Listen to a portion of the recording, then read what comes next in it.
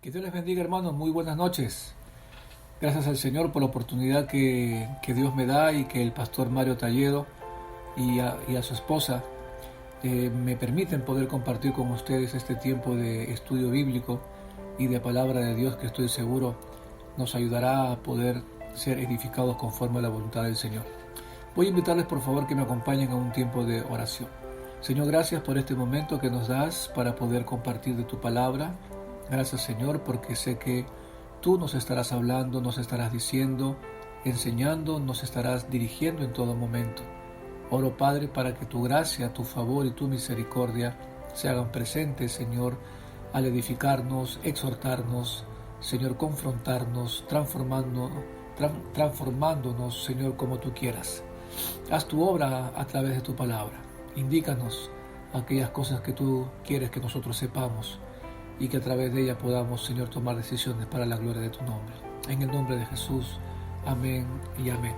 Hermanos, quiero compartirles hoy día un texto de la palabra del Señor, cuyo título le he puesto la limpieza del templo. Muchos de ustedes ya deben de conocer este texto, pero quiero hacer un paralelo de ambos libros, del de Juan capítulo 2 con Mateo capítulo 21. Algunos estudiosos dicen de que son dos eventos diferentes, pero el punto aquí que yo quiero tratar no es discutir sobre los eventos en que ambos se realizaron, sino más bien sacar la enseñanza bíblica que tiene para nosotros en esta noche. Así que quiero que me acompañes por favor al libro de Juan capítulo 2 verso 13 hasta el 17 y luego a Mateo capítulo 21 verso 12, 13, 14 del mismo libro. Así que vamos a leer Juan 2:13.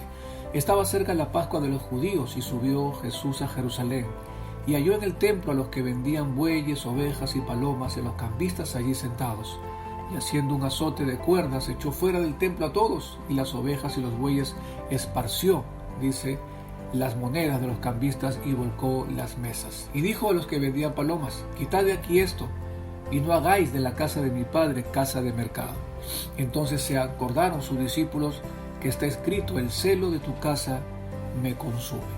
Mateo 21:12 dice: y entró Jesús en el templo de Dios y echó fuera a todos los que vendían y compraban en el templo, y volcó las mesas de los cambistas y las sillas de los que vendían palomas.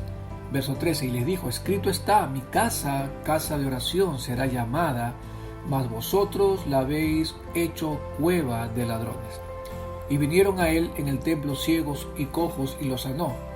Es muy importante estas dos comparaciones porque he querido poner ambos libros porque quiero hacer una comparación para obtener mayor riqueza.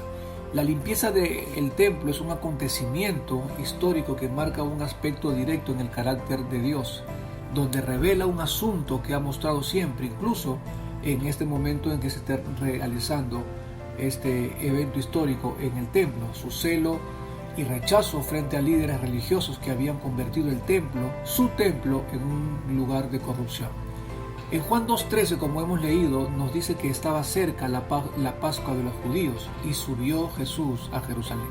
Ahora, para poder entender la reacción de Jesús frente a este hecho, debemos entender un poco el contexto de lo que significa la Pascua judía. Como ustedes muchos saben, dice que estaba cerca la Pascua de los judíos y Jesús subió a Jerusalén. Jerusalén era el lugar donde se celebraba todos los años y de donde venían miles de judíos de la diáspora, o mejor dicho, de los dispersos por todas las partes del Imperio Romano. La Pascua era una fiesta de carácter solemne. Éxodo 12, todo el capítulo 12, verso 1 en adelante, nos relata la historia de la salida de Israel de Egipto después de 400 años de esclavitud y tormento constante. Era el tiempo en que Dios cumpliría su promesa y así revelar su carácter fiel, eterno y el amor por su pueblo. Esa misma noche saldrían, dice el texto, y el sacrificio como elemento principal era sacrificar a un animal primogénito, un cordero de 1 año sin defecto o una cabra. Sería sacrificado entre las 2 tardes, lo que significa que entre las 3 y 6 de la tarde era la hora donde se hacían los sacrificios, y el mes en que se realizaba esta celebración era el mes 10º, el mes llamado el mes de Nisan, sería el inicio de todos los meses, y hace una referencia a Nisan entre los meses marzo y abril. Entonces, al sacrificar al cordero, tomarían su sangre en una vasija y lo untarían en los postes o en los marcos de sus casas, y así sus casas estarían protegidas del ángel de la muerte que pasaría a medianoche para matar a todos los primogénitos de Egipto. Era una fiesta solemne, sagrada y santa, no solo una mera fiesta, sino una solemne fiesta por algunas razones. Primero, era porque Dios manifestaba su carácter de justicia. Segundo, era una fiesta importante porque Dios manifestaba su fidelidad a sus promesas. Ya Dios le había prometido a Abraham que liberaría a Israel. La tercera razón es el significado poderoso del sacrificio y el significado de la sangre que se derramaría en esa noche, apuntando directamente a la obra redentora de Jesús miles de años después. Entonces, el Antiguo Testamento apunta a Cristo y el Nuevo Testamento lo explica. Hay definitivamente muchas más razones, pero estas son las principales de las que yo he observado. Ahora, esto llevaría a celebrar esta fiesta a un nivel mayor, más que simplemente a una reunión religiosa. Fiesta celebrada durante miles de años, pero como todo en la vida, cuando el tiempo pasa, la seriedad cesan, las convicciones y las razones y la transmisión de las cosas y estas actividades sagradas pierden su valor. Ahora, acompáñenme a Mateo capítulo 21, verso 12, dice: y entró Jesús en el templo. Entró Jesús en el templo. Entró al templo de Dios, no era el templo de los hombres, aunque sus manos la hayan edificado. El templo nace en el corazón de David, aprobado por Dios para su construcción. Sabemos que él no la construyó porque él había derramado sangre, el Señor le había dicho, sino más bien era Salomón su hijo quien lo edificaría. Pero Dios da instrucciones, Dios da indicaciones de cómo sería el templo, que reemplazaba los tabernáculos, que era una tienda portátil llevada de un lado a otro según Dios lo decidiera. Entonces, el templo era el centro nacional de adoración de los judíos, era el corazón de Israel, era el medidor de la vida espiritual del pueblo judío. Y Jesús, cuando entra al templo, Jesús entró al corazón del pueblo. Eran sus actividades lo que revelaría su corazón. Y entonces, cuando Jesús entra al templo y se encuentran con una desagradable sorpresa, vamos a decirlo así, sorpresa, si es que en realidad es sorpresa, pero usted sabe, a Dios nada lo sorprende. Pero creo que este evento con la que Jesús se encuentra en el templo, él ya lo había anticipado anteriormente. Y digo esto porque en Marcos capítulo 11, verso 12, Jesús maldice una higuera que a lo lejos se veía que tenía hojas, por ende había fruto. Usted sabe que la higuera representa a Israel, sus hojas representan la actividad. Y este es un paralelo, era una comparación. Esto Jesús lo experimenta previo a su entrada hacia el templo, donde se realizaría la fiesta de la Pascua, como ya les expliqué. Entonces, cuando Jesús llega a esta higuera que veía de lejos que tenía hojas, entonces uno diría, por ende habría frutos. Pero al llegar y extender la mano para meter y sacar un fruto de ella, no encuentra fruto. Entonces, ¿qué hace Jesús? La maldice. Pero es muy curioso que después de esto entra al templo y encuentra solo una apariencia de actividad espiritual, pero nada de carácter. Entonces Marcos dice que no era tiempo de higos, y si no era tiempo de higos, no era que la higuera no tuviera higos, porque se suponía que debía tenerlos. El problema era que tenía hojas, pero no tenía higos.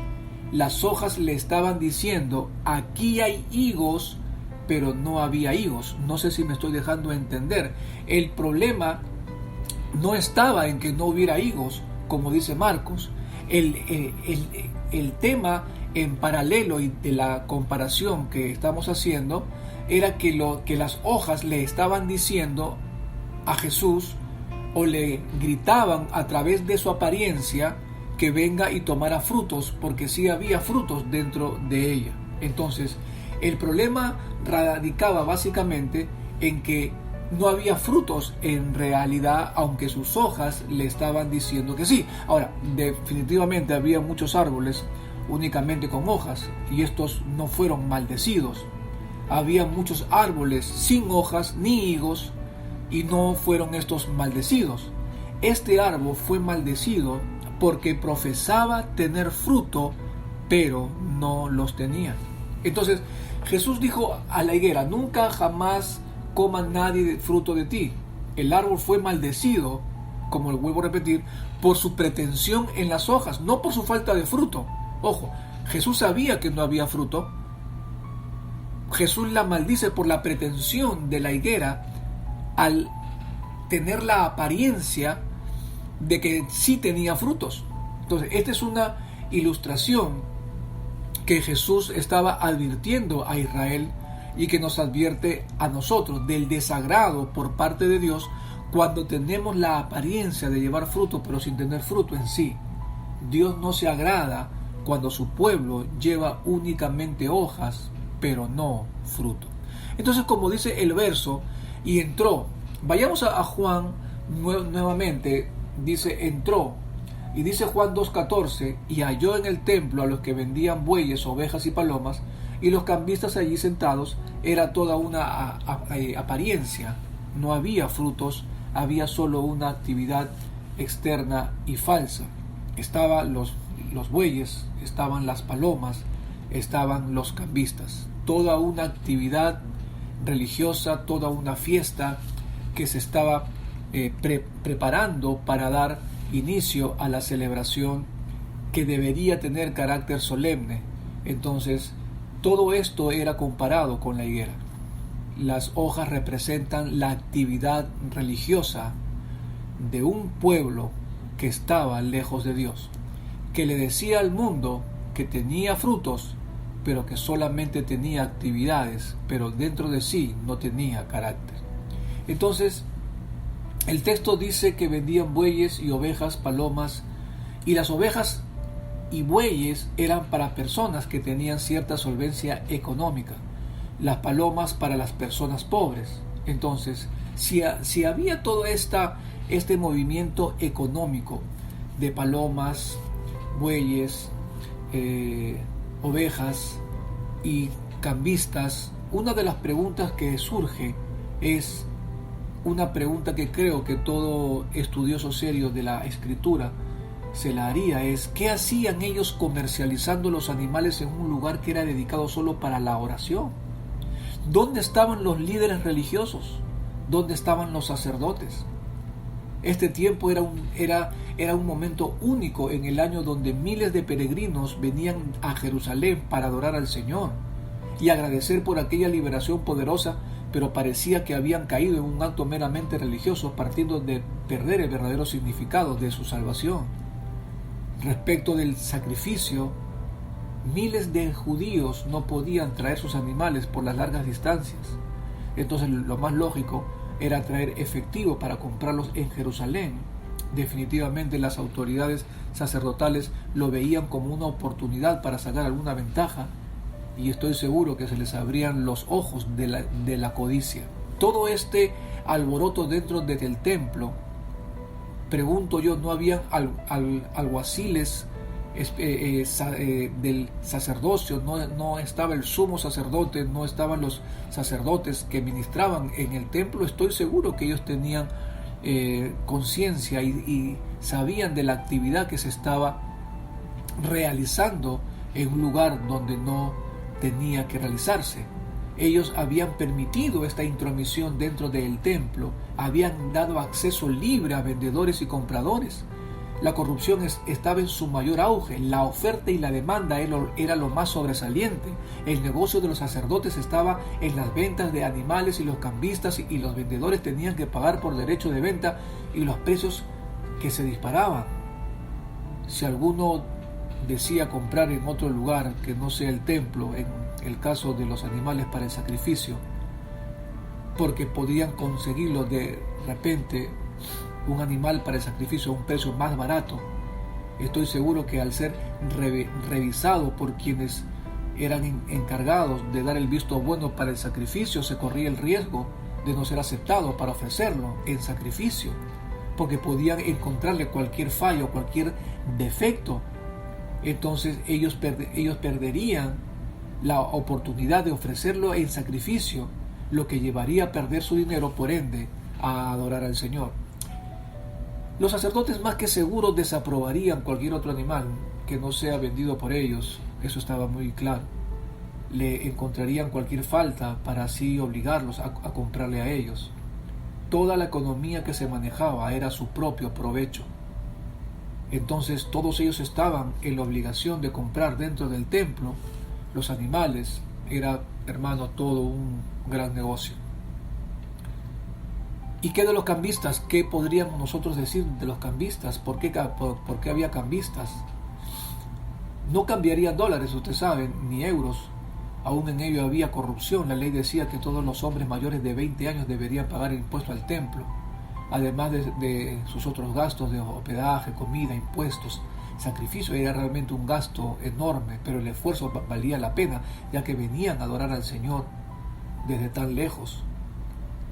Pero para los sacerdotes este negocio de los cambistas también era un agosto. Era el agosto de los sacerdotes. Como ya dijimos anteriormente, venían peregrinos judíos de tierras muy lejanas donde las monedas eran diferentes, pero solo se podía pagar usando las monedas judías o monedas de Tiro por la pureza de su contenido en plata. De modo que los extranjeros tenían que cambiar sus divisas por una moneda aceptable.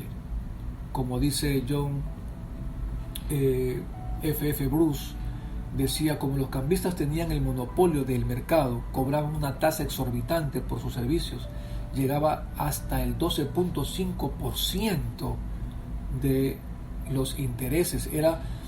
Esta actividad que se realizaba dentro del templo era una cosa impresionante. Los sacerdotes que debían llevar a los hombres a Dios e interceder por ellos eran las más grandes piedras de tropiezo. Eran los sacerdotes los representantes de Dios. ¿Qué los llevó a ser tan insensibles? ¿Qué los llevó a perder el significado del templo, su propósito, su significado? La respuesta es obvia.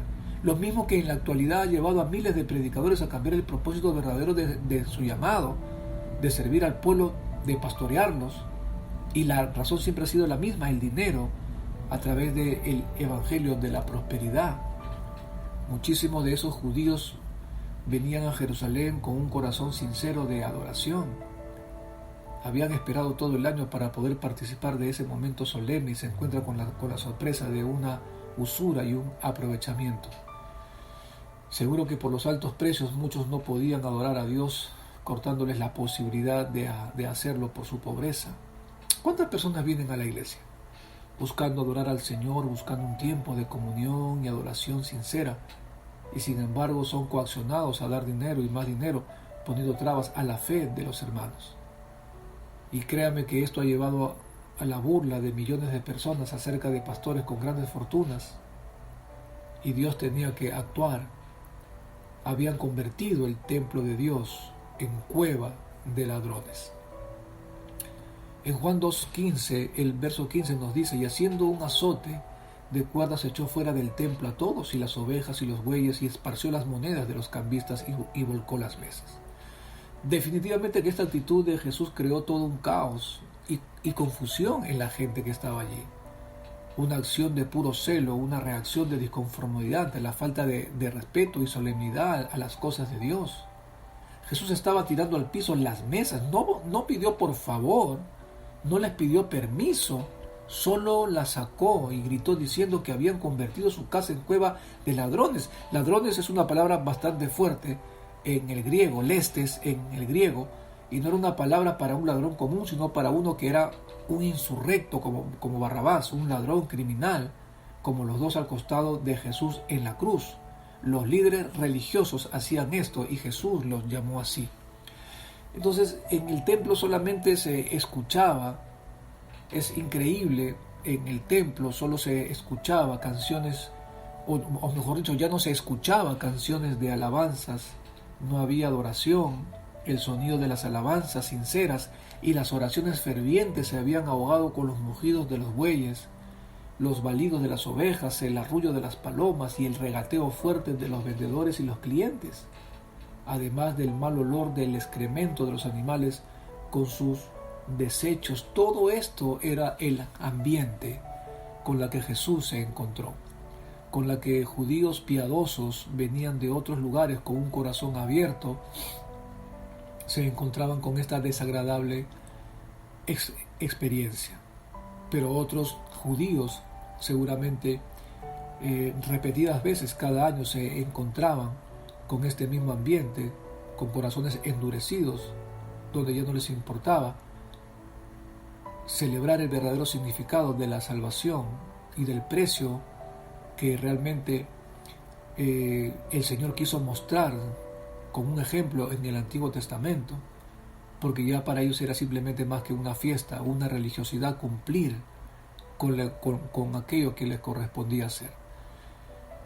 Malaquías 3:3 dice: aquí yo envío mi mensajero, el cual preparará el camino delante de mí, y vendrá súbitamente a su templo, el Señor a quien vosotros buscáis, y el ángel del pacto a quien deseáis vosotros.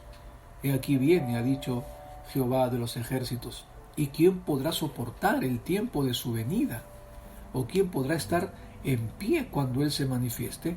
Porque Él es como fuego purificador y como jabón de lavadores.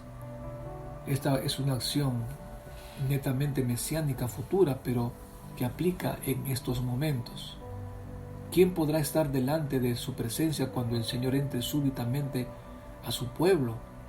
Cuando entre a su templo, el Señor a quien los cristianos buscan. El Señor habla de un tiempo de su venida, donde Él volverá y nadie podrá estar de pie cuando Él se manifieste, porque Él es fuego purificador y como jabón de lavadores. 1 Corintios 6:18 dice: huid de la fornicación. Cualquier otro pecado que el hombre comete está fuera del cuerpo, mas el que fornica contra su propio cuerpo peca. ¿O ignoráis que vuestro cuerpo es templo del Espíritu Santo, el cual está en vosotros, el cual tenéis de Dios, y que no sois vuestros? Porque habéis sido comprados por precio. Glorificad pues a Dios en vuestro cuerpo y en vuestro espíritu, los cuales son de Dios. ¿Cuál es la diferencia aquí? La diferencia es que Jesús no entrará a nuestra vida como templo. ¿Sabe por qué? Porque Él ya vive en nosotros. Y esto puede ser peor que cuando alguien viene de afuera y se encuentra con todo sucio, a que cuando alguien está dentro y encima de ello, y encima de ello las cosas se ensucian o las ensuciamos sin importar que esté presente. Hermano, esto es un asunto bastante serio para todos aquellos quienes nos llamamos cristianos y que en algún momento de nuestra vida, por diferentes razones, hemos perdido el verdadero significado de lo que Cristo es, de lo que significó para nosotros, de lo que debe significar para nosotros. Primera de Pedro 4:17 dice: porque es tiempo de que el juicio comience por la casa de Dios. Y si primero comienza por nosotros, ¿cuál será el fin de aquellos que no obedecen al Evangelio de Dios? Hermano, el juicio comenzará primero por nosotros. Dios será el juez de su iglesia. ¿Por qué? Porque la iglesia está inmersa en todo tipo de desórdenes. Hay muchos líderes religiosos que velan solo por sus intereses, descuidando al rebaño. Solo anhelan el dinero y la corrupción para obtenerlo. Se ha dejado de lado el significado de la cruz, el significado de la salvación, el significado de la sana doctrina, el significado de la oración, el significado de la adoración, el significado de la alabanza, el significado de la comunión. Ya los templos se usan para todo tipo de actividad ajenos a la voluntad de Dios. Hoy vemos ministerios de alabanza donde el que dirige la adoración tiene participación en grupos mundanos. Viéndolo desde este ángulo, hermano, por eso Jesús decía que recorría las aldeas y miraba a los judíos que eran como ovejas que no tenían pastor. Eso le ocasionaba compasión al Señor, ovejas que no tenían pastor. Pero claro que Jesús llegó a hablar de esa manera, que ovejas que no tenían pastor. ¿Pero por qué dijo eso? Pero es lógico, es claro. ¿Dónde estaban los sacerdotes encargados de pastorear a este pueblo? ¿Dónde estaban los guías espirituales, los sacerdotes que enseñaban la palabra de Dios, la ley, el Torá? ¿Dónde estaban? Por eso que Jesús decía, están abandonados, porque los encargados de llevar al pueblo a una comunión y a la enseñanza de la Escritura, aquellos sacerdotes que estaban en la responsabilidad de interceder, simplemente estaban ocupados en otra cosa, preparando lo que sería su oportunidad de ganancia, mientras el pueblo estaba abandonado. Ezequiel 34, 2, 3 y 4 dice: hay de los pastores de Israel que apacientan o que se apacientan a sí mismos. ¿Acaso los pastores no apacientan a los rebaños? Es la pregunta que hace el Señor. Uno diría sí. ¿Acaso los pastores no apacientan a los rebaños? Sí, uno diría. ¿Os alimentáis con la leche de las ovejas? ¿Os vestís con su lana y degolláis a la engordada, pero no la apacentáis? O sea, el Señor no está en contra de que uno tome de la leche de las ovejas y que uno se vista de la lana de ella, porque ya lo va a enseñar el apóstol Pablo en la carta a los Corintios, que todo obrero es digno de su salario. Pero el problema aquí básicamente era que ellos se habían olvidado de las ovejas por enfocar su mirada en lo que podían recibir de ellas, en lo que podían darle ellas. Por eso dice, no están los pastores para apacentar, sí, pero los pastores y los religiosos de este tiempo, o los pastores se han vuelto religiosos básicamente porque han perdido la noción de su llamado para ponerlo únicamente en aquello en que les aprovecha o aquello que las ovejas pueden darles. No fortalecisteis. Aquí hay una característica interesante o algunas características. Primero es lo que hacemos nosotros con ella o nuestra responsabilidad para con ella. ¿No están los pastores para apacentarlas? Sí. ¿Os alimentáis con la leche de las ovejas y os vestís con su lana y degolláis a la engordada? Sí, eso es lo que hacen, pero no la apacientan. No la apacientan. 1. No fortalecen a las débiles. 3. No curan a las enfermas. 4. No vendasteis a la perniquebrada.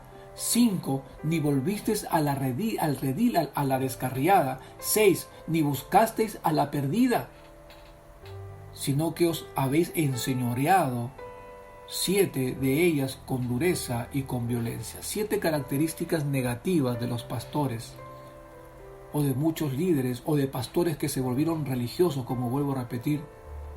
¿Y sabe qué? ¿Dónde estos hombres perdieron el camino? Cuando básicamente vieron a las ovejas no como un rebaño a quien Dios nos ha prestado para dirigirlas hacia Él, sino que hicimos de ellas ovejas en quien podíamos sacar un provecho. El dinero desvió el camino, así como desvió el camino de los sacerdotes para corromper el templo. Está corrompiendo a muchos su llamado para poner los ojos en aquello en donde puedan sacar algún interés personal y olvidándose totalmente del llamado que Dios les hizo en su momento. Hermano, es tiempo de dejar que Dios nos ayude a sacar de nuestro corazón. Si no es el dinero en su vida, pueden haber otras cosas que hayan hecho que usted pierda la perspectiva de lo que es realmente ser un cristiano, el significado verdadero de la cruz, el valor inmenso que tuvo la salvación para nuestras vidas, que el tiempo se ha encargado de diluir. Es interesante porque la palabra tiempo está metida en el libro de Apocalipsis cuando dice: habéis dejado tu primer amor. Habéis dejado tu primer amor. Por tanto, recuerda, dice, hablando de una expresión de tiempo, porque el tiempo generalmente siempre suele ser un factor determinante para poder perder esa fuerza, ese valor, esa convicción, esa seguridad en relación al día que cuando comenzamos y conocimos a Cristo. Entonces pueden haber muchas cosas en tu vida que te han hecho perder la perspectiva del verdadero cristianismo por desviar tu corazón hacia otras cosas. Toda cosa que haya hecho que pierda el significado de la cruz, la salvación, y mi deber como cristiano. Mirémonos a nosotros mismos y hagamos un chequeo profundo de nosotros mismos, a ver si estamos, como dice Pablo en 2 Corintios 13:5, examinaos a vosotros mismos si estáis en la fe, probaos a vosotros mismos. A menos que usted quiera que el Señor entre con un látigo, o que el Señor comience a tumbar en su corazón aquellas cosas que no es que estén malas, porque las ovejas y los bueyes y los cambistas no estaban mal, estaban bien, solamente estaban en el lugar incorrecto, ocupando el lugar que no le correspondía.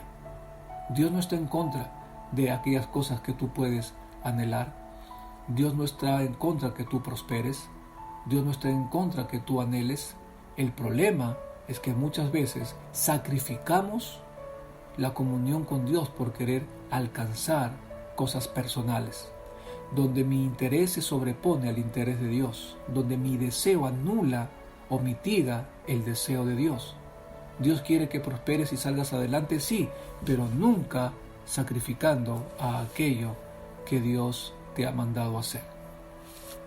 Mateo 21:14 dice: y vinieron a él en el templo ciegos y cojos y los sanó. Mateo registra que después de estos sucesos, la limpieza que trajo orden y puso las cosas en su lugar, dio paso al obrar de Dios. Jesús dice que sanó ciegos y cojos. Ese es el resultado de tener una iglesia en orden. Ese es el resultado de tener una vida, un cristianismo que entiende el significado de lo que es. Nuestra vida debe volver a tener los conceptos claros de lo que fuimos y ahora somos y dónde estamos, a quién seguimos, a quién servimos y hacia dónde vamos. Los sacerdotes habían olvidado esto. Su mente y su corazón se había ido tras la avaricia, tanto así que no tuvieron problemas en usar el dinero que de seguro les sobraba para callar la voz de los guardias dándole una suma grande de dinero para que se callen y mientan respecto a la resurrección de Cristo, de lo cual ellos mismos habían sido testigos. Hermano, qué importante es que usted y la iglesia del Señor recapacite y piense. Usted y yo somos templo del Espíritu Santo. Jesús habita dentro de nuestros corazones. Nuestra vida le pertenece a Él. ¿Dónde están puestos sus ojos? ¿Cuál es el mayor deseo de su vida? ¿Cuál es el interés? ¿Ha perdido el significado de ser un cristiano? ¿Ha perdido el deseo producto de la falta de convicción? ¿Qué ha hecho esta pandemia en este tiempo largo en la que estamos experimentando? ¿Hacia dónde se ha desviado su corazón o hacia dónde se ha ido su mente? ¿O la visión de su propia vida o la perspectiva de las cosas espirituales? ¿Dónde está? Su corazón se ha convertido en un lugar donde hay muchas cosas de las que no debieran ocupar el lugar que tan solamente se puede ocupar el Señor. El templo había sido reemplazado por el balido de las ovejas, por el arrullo de las palomas, por el regateo fuerte de los vendedores para tratar de imponer su precio a los que compraban. Ya no se escuchaba alabanza, ya no se escuchaba oración, ya no se escuchaba comunión. De repente, hermano, usted se puede preguntar y dirá: pastor, ya no oro, ya no canto, ya no adoro, ya no busco al Señor. Y creo que una de las grandes respuestas está aquí en esta experiencia. Es que usted ha permitido que hayan cosas en su vida que ocupen el lugar. Ha confundido el lugar que corresponde a cada cosa. No sé si hay resentimientos en sus corazones. No sé si hay dolor, hay pena. No sé si hay avaricia. No sé si su corazón está yendo tras alguien más. No sé qué es lo que hay dentro de su corazón. Cuando uno pierde el deseo por buscar a Dios, el problema no está afuera, el problema siempre estará dentro. Y siempre está relacionado con haber puesto las cosas muchas veces que no necesariamente tengan que ser malas, pero muchas veces ellas ocupan el lugar que no le corresponde. Jesús entró al templo, sacó, quitó, puso las cosas en orden, y el resultado de todo eso fue nuevamente la manifestación del obrar de Dios a través de sanidades. Su poder se manifestó a través de sanidades, dando vista a los ciegos, haciendo que los cojos vuelvan a caminar. Ese es el tema. Es una iglesia que vuelve a su orden. Es una vida cristiana que vuelve a su orden. ¿Por qué la iglesia en el mundo no ve su poder? Yo creo básicamente que una de las razones es esta. Porque se ha hecho de la casa de Dios un lugar de mercado. Un lugar donde se tocan lindas canciones pero ya no se adora. Donde uno escucha el mensaje pero no oye la palabra. Un lugar donde simplemente no hay espacio para manifestar humildad y obediencia a la palabra, sino para tratar de imponer lo que yo quiero. Hermanos, dejemos de lado nuestra vida y volvamos a pedirle al Señor que se centre en el trono de nuestro corazón. Que cuando Él llegue, o si el Señor mismo ahora tenga que poner orden en su vida y en la mía, sea un tiempo en la que le demos total libertad para que Él pueda mostrarnos aquellas cosas que nos han quitado el verdadero sentido de caminar con Cristo. Examínese, fíjese si está en la fe, pruébese a usted mismo y que Dios nos dirija.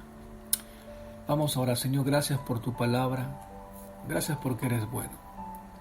Gracias, Señor, porque sé que esta historia bíblica ha recorrido los miles de años, generaciones, décadas, países, culturas, y tú sigues siendo el mismo, con el mismo principio, con el mismo carácter, con la misma perspectiva y con el mismo deseo de cómo tú quieres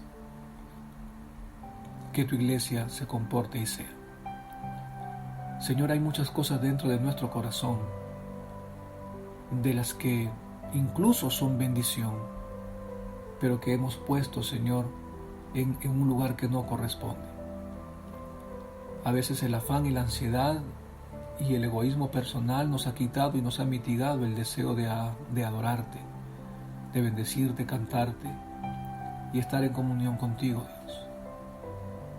Pero, Señor, hoy en esta noche queremos examinarnos, o de repente tendrá que tomarnos algunos días y comenzar a pensar qué hay dentro de mí que haya hecho que yo mismo pierda el significado de ser cristiano, el significado de la cruz y de lo que te costó a ti, oh Dios, la salvación.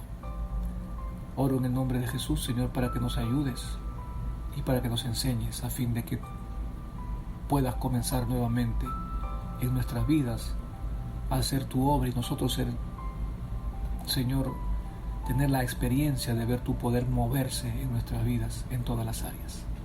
En el nombre de Jesús yo te agradezco por este tiempo. Bendice a mis hermanos que escucharán este audio y que les puedas permitir que ellos también sean bendecidos. En el nombre de Jesús te agradezco. Amén y amén. Que Dios les bendiga, hermanos. Gracias por su atención. Un fuerte abrazo. Nuevamente agradecerle al Señor por esta oportunidad y también al pastor Mario por haberme dado este espacio para poder compartir con ustedes esta palabra de Dios que estoy seguro ha sido de mucha edificación para sus propias vidas.